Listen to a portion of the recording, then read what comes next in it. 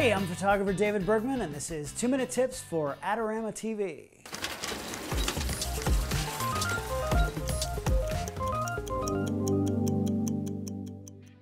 Today, I'm going to show you how I keep track of my cameras when shooting with multiple bodies. Back in episode 65, I talked about the benefits of using more than one camera. This allows you to switch quickly from wide to telephoto.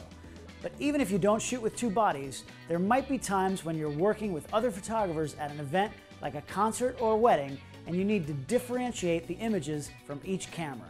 So this is what I do. I number all of my cameras.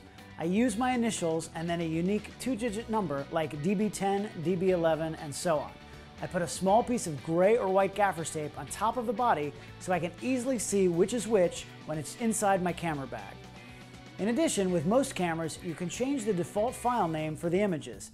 It's normally 8 digits, with the first being ING or some random 3 or 4-digit code. I change it to match the camera name, and the last 4 digits are always sequential numbers. In my case, it'll be DB10001, DB10002, and so on.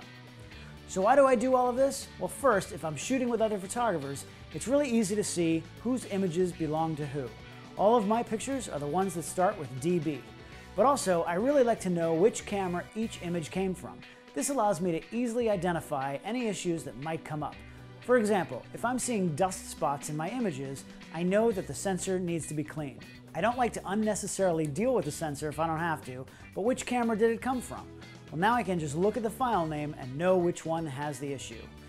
If I see anything else that might be caused by a hardware problem, I can immediately identify which camera needs to go into the shop. Look, I know that numbering your camera bodies might be overkill for some people, and I'm a bit over the top. But even if you only have one body, you should change the file name so that you know an image is yours without even looking at the picture. Easily knowing which camera is which has saved me time and given me peace of mind more than once over the years.